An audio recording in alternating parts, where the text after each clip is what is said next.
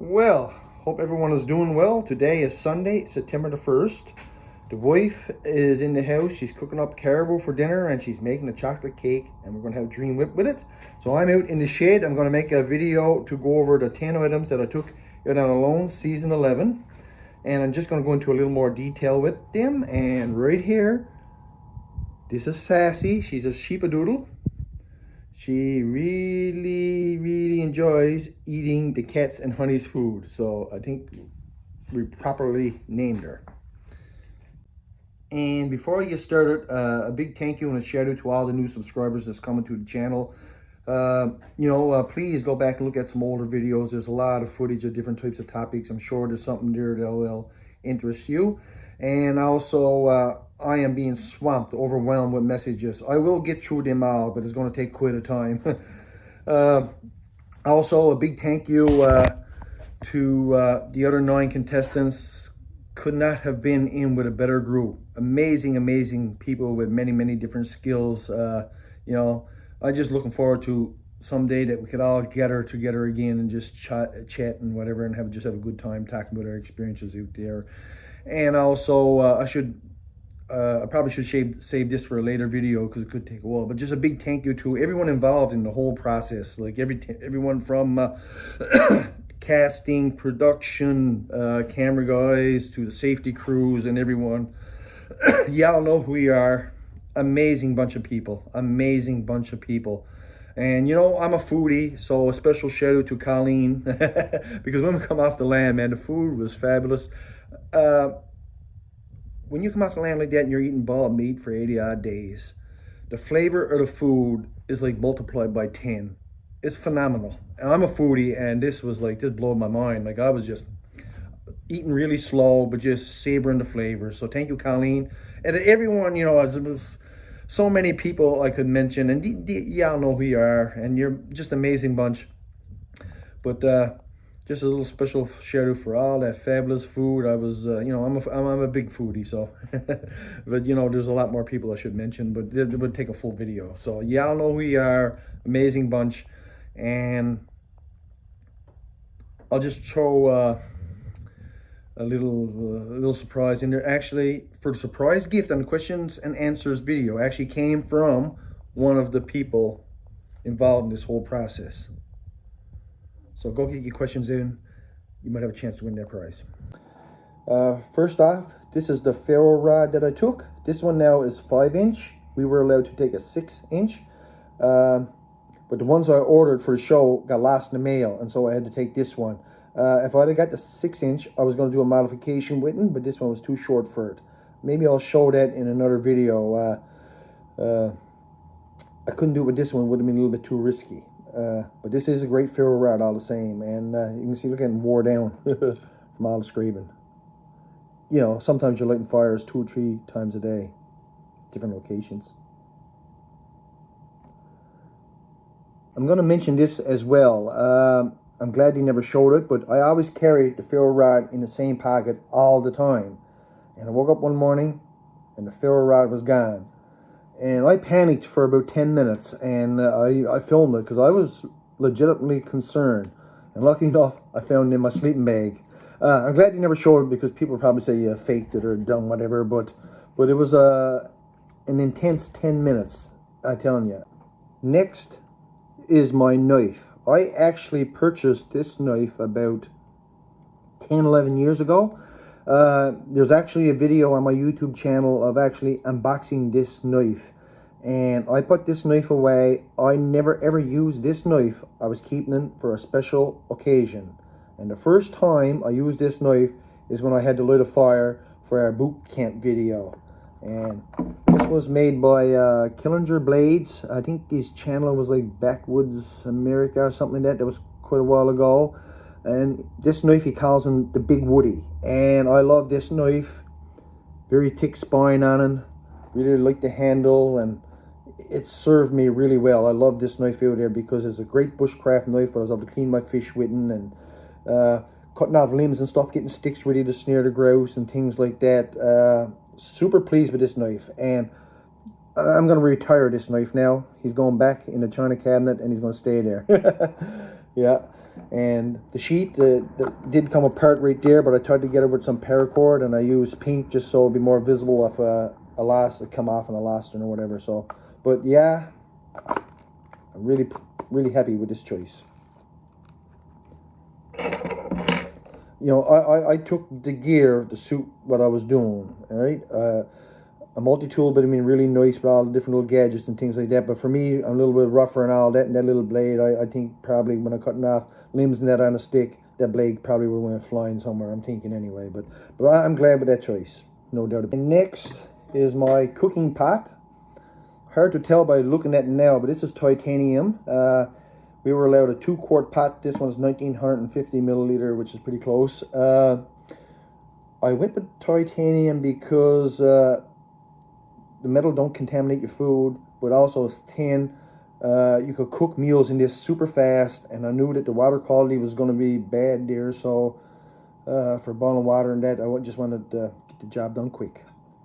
As well, I know some people took cast iron, but I didn't, just because I used cast iron in the winter time before and actually had a crack on me from a hot lodging on something kind of cold, and so I didn't want to risk that. Yeah, no, this little pot served me really well. Yeah, if I was ever to do it again, I go with titanium again.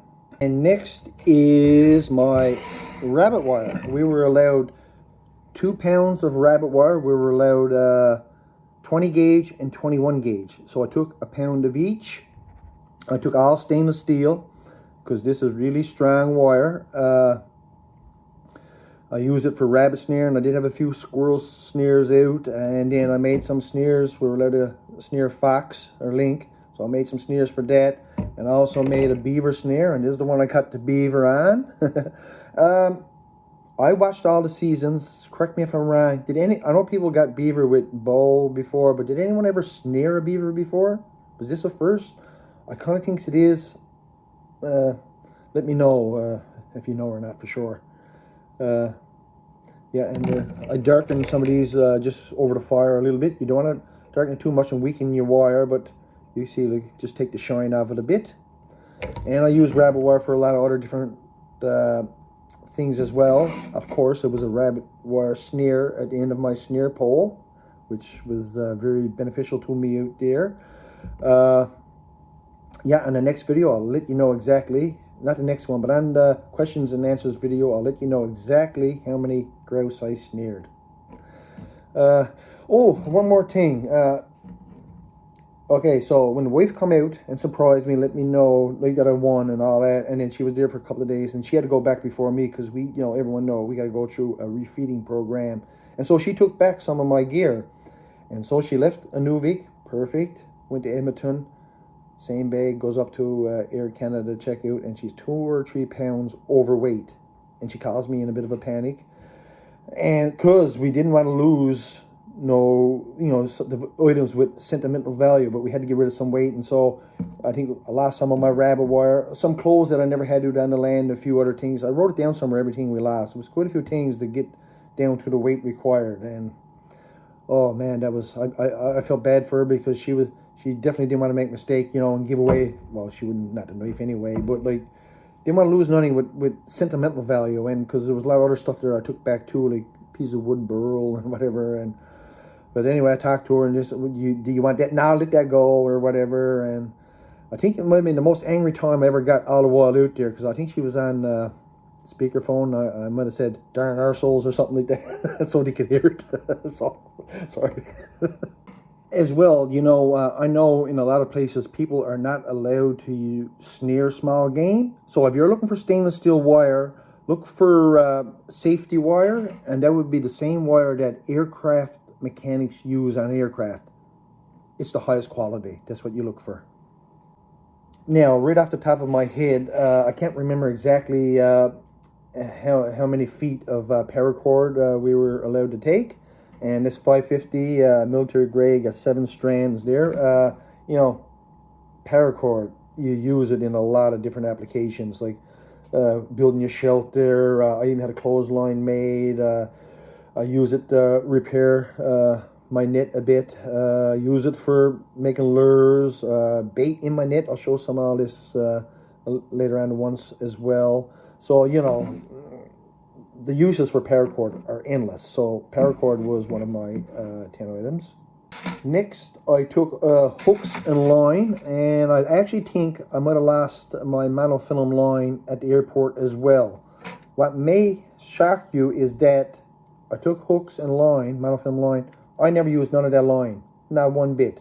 For all my hooks and everything, I just used the inner strands of paracord because, you know, I was fishing for pike mostly, and you know they are not too particular. Now, if I was going fishing for grayling or something like that, I would have used the monofilm. But the hooks I took, we were allowed 25 hooks. I took mostly larger hooks just because I knew there were a lot of large fish in that area. I did take a couple of smaller ones just because of if I did go for grayling or something like that.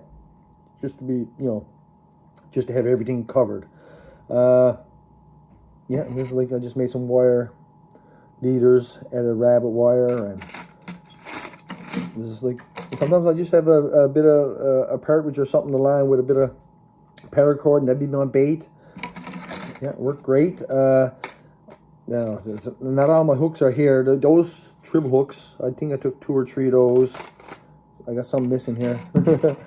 But out on the land, I think I lost 3 hooks in total. One, I was done, and I took it off, and I placed them up on the side of a bank on a rock, and I said, I'll get he tomorrow. I didn't want to put it in my pocket or anything, and I could never find that hook after. I don't know if a squirrel or a jay come down and went off with it or something. And I lost 2 hooks up in the pond, and but that was it. So I called that pretty good.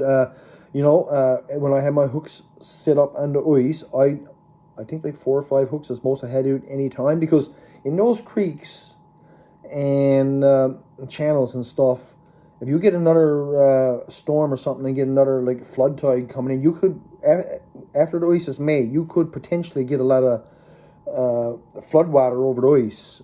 So, and you know, so if you had too many hooks, there was a risk you could lose a lot of hooks. So that's why not too many, you know, just 4 or 5 sets, keep the rest of the hooks in a safe place. If something would have happened, I still had more hooks. You know, you got to be thinking with all these little things while you're out there all the time, you know, not risk too much, you know, not all your eggs in one basket. So yeah, overflow was a major risk in that area. We didn't get a whole lot overflow, a little bit, but man, you know, way that ice is pinned down, you get flood water coming in from a storm, tidal surge or whatever. You know, that was a high possibility in that particular area. So I tried to minimize the risk and everything as best I could. The line I took was similar to this. I lost that at the airport, but I never used it, so it never really had the same value to me sentimentally, so I didn't mind letting that go. And the next is my axe. As they showed in the series, the only reason Dub took his axe was for chopping holes in ice, and that's exactly the same reason why I took an axe. If it wasn't for that, I would not have taken an axe. This is a German make, 3.5 pound head, 28-inch handle. It's a German make, Helco Rick, a felling axe. Not sure if that's pronounced right or not. But this was a great choice for me. I wanted a long handle. If I had a shorter handle, you may have to kneel down to chop your hole. I didn't want that to be kneeling on cold ice, potentially wet or anything like that. Long handle, easily get my holes down through standing up. Really pleased with this choice as well. I used it a little bit before the ice froze over, and I think, oh man, it's kind of heavy. But once the ice made, super pleased with this choice. I had some marks on there, inch apart, and then just for measuring fish and stuff. And yeah, it's a fantastic axe, I must say. And I'll just add some little details, but you've never seen it, but lots of times in my nighttime I had a little round flat stone, not flat, but kind of like a round smooth stone. And for sharpening, I'd spend a lot of time sharpening my axe and my knife inside the shelter. There wasn't much room there, but I was always careful. I always worried, you know, not to cut my sleeping bag with it, because there wasn't much room there. But yeah, there's nothing like keeping your tools sharp. My next item, now this is not the saw that I took. I'll explain. Yeah, this is the Silky 650, and at the time of the show, there was none available. I couldn't get the 650, so I actually took the 500. Now, the thing is, the 500 Silky 500 is in my truck, and my truck is in the garage. But actually, you know, even though it's in the garage, I gave William owns that sign now. I gave it to him, but he is in my truck in the garage, so I don't have it. And so since I come back, the 650 was available, and so I got this one for myself. The thing about these saws is the 650 got like a little more reach than the 500, and that's really important, you know, especially when you're getting dry limbs that on the big old spruce trees. It just allows you to get up and get a little bit further. I'm telling you, when you're there a while, all that helps. And I like these saws because if I broke the handle, I could easily wrap something around the blade, and I still got a nice bit of blade left to work with. So I guess you understand that. And yeah, so not only the handle, I was thinking same thing. Same, if you damage some teeth on one end or something or whatever, right? You can still got a lot of blade left to use, you know. So, but I never had no issues. Those, a lot of people take silky saws. They take them for a reason because they are high quality. Also, I should mention about the size is you can actually get one bigger than this, the 1000, but the 1000 is definitely a two-hander. At least the 500 and the 650 you can manage with one hand, so that's important as well. I thought I'd throw that in there. And my 9th item is the net that I made and took. It had to be 10 feet by 10 measures deep, I think it was. And some things of note, this net actually got damaged 3 different times out there. Twice by beavers. He chewed up the headlines. I had to rejoin it together there with different bits and pieces, and there's a piece missing here, but another time he actually got the headline frozen at the bottom of the ice because the water wasn't real deep there, and it kind of torn up a bit getting it out, and so I had to replace some of the headline there, but just with paracord. And even though I had holes in the net, I repaired it with the inner strands of paracord. I didn't use monofilm line because this was late in the game and it was cold, and this stuff was just much easier to work with. Actually, on the day that I won, the net was going to go back in the water again the next morning. I don't think I would have had enough daylight left, but if I never won that day, the plan was to get this net back in the water the next morning. And things of note, see, I had little bits of paracord tied in place. This was like bait. This was kind of a big mesh net, and so if a pike is come along, sometimes they can go through these meshes, but if they grab the bait to get the meshes in their mouth, there's a good chance he's going to snarl up. As well, I used small 3-strand rope, and so even like for the floats, it was just a piece of wood. I just unraveled the strand a bit and just shoved them through it a little bit, and it's just nipped in there with the rope, and that worked good. And same with some rocks. Now some of these are missing since I took the net back, but like same thing. Look for the roots kind of rocks. There's only rock left. But anyway, there was a few rocks here like that as well. So just fast, easy work. This net brought me in a lot of fish. This net fed me and Sassy very well. So you see all that there was all repaired. Then right there you can see like the inner strands of paracord, like the holes here. So you know you're touching up your net all the time.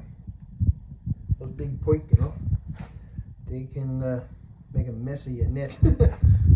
Now all I got left is the sleeping bag, and he's upstairs there, so I gotta go get him. But first I gotta run out into a little garden there and get some potatoes for the wife for dinner.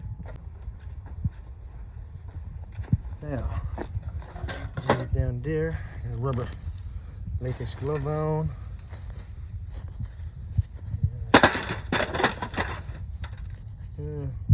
Not the biggest.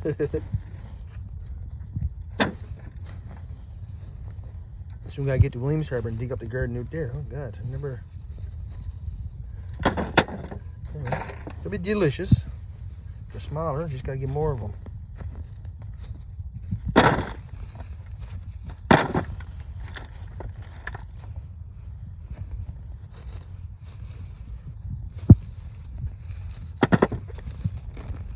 That should do it.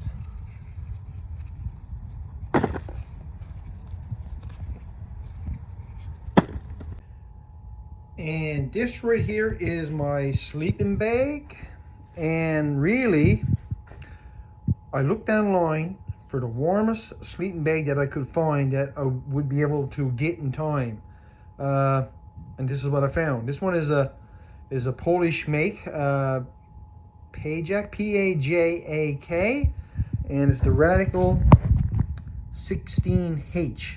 That ranges from comfort to minus 31 degrees Celsius to limit minus 43 and to extreme temperature of minus 73. And this sleeping bag is tested and proven for those temps.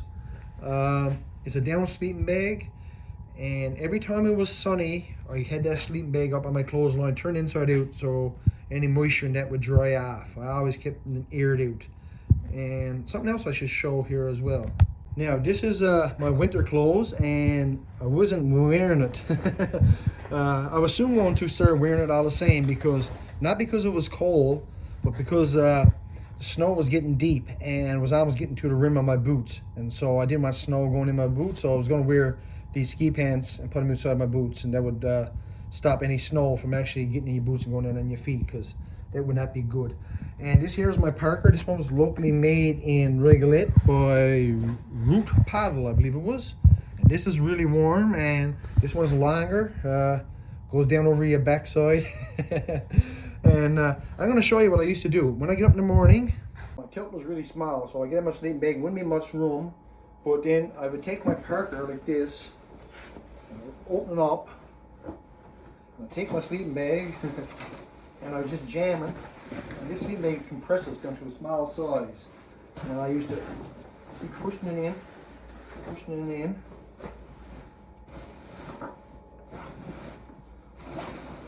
and then you just get the air out of him a bit now. He's really dried out. He would actually wouldn't quite that much air in out there.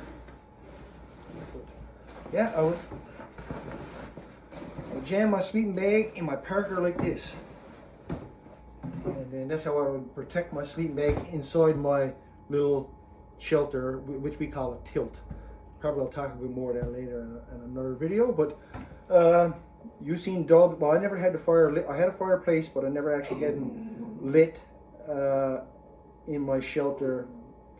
I should rephrase that. I made a fireplace, because you could actually see in some of the early episodes where I was with the clay and stuff, making my stove and stuff. I had 3 or 4 fires in it until I got the stove working good. At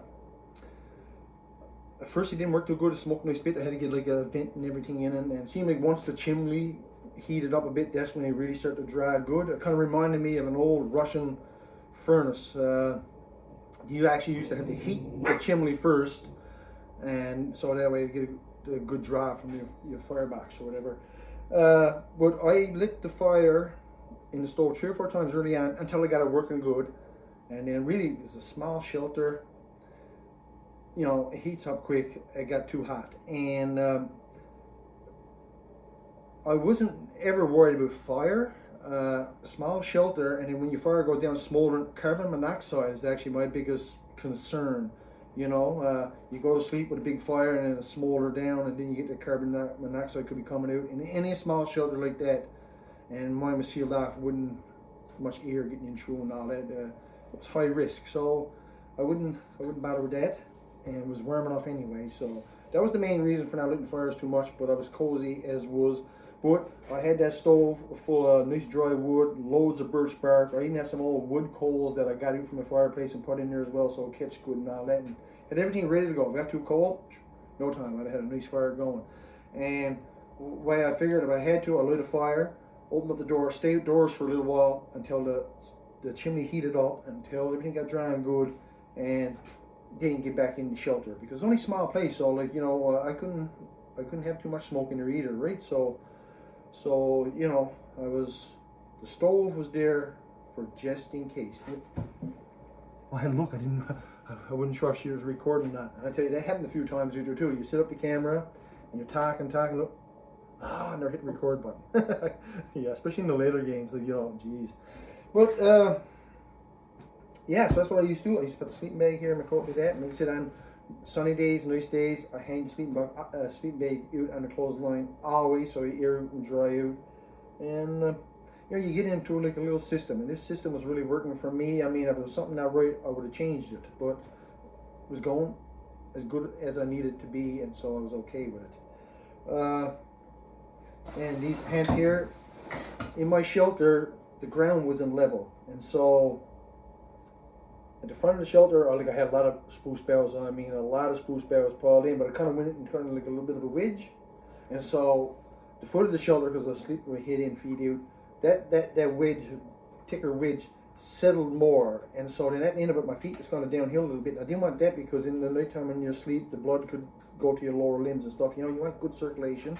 So I used my sleeping bag under my ski pants under the sleeping bag just to level me up a little more and stuff like that. But because after snow and everything else gets on, you can't put wet boughs in there, right? So every time it was dry, I always put fresh dry boughs in there because it settles down. You add more fresh dry boughs that settle down or whatever. But after a point, snow went on the trees, and that was it for that.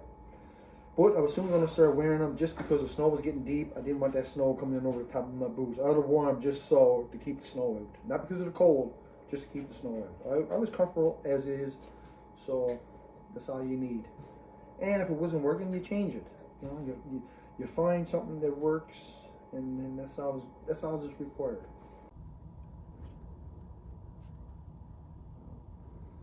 Chocolate cake and dream whip. I crave this for days.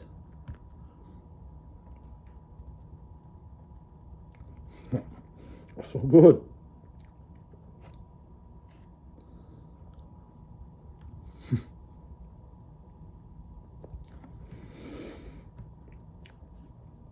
And of course, you had some made when I come back home.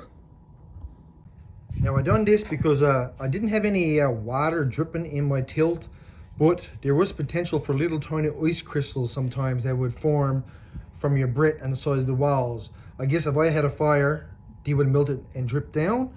So, but I didn't want those ice crystals on my sleeping bag as well, because once you get in the sleeping bag and your heat transfers it through a little bit, it would melt it and make the sleeping bag wet. So I just put in my paracord like that just to keep them dry.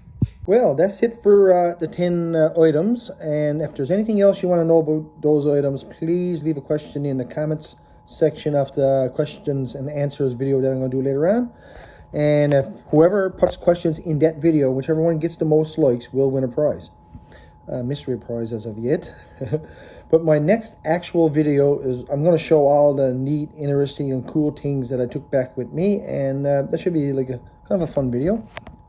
And before I go though, I also want to say I'm signed up to buymeacoffee.com, and first I want to say never ever ever feel obligated to buy me a coffee. I don't want anyone to ever think that.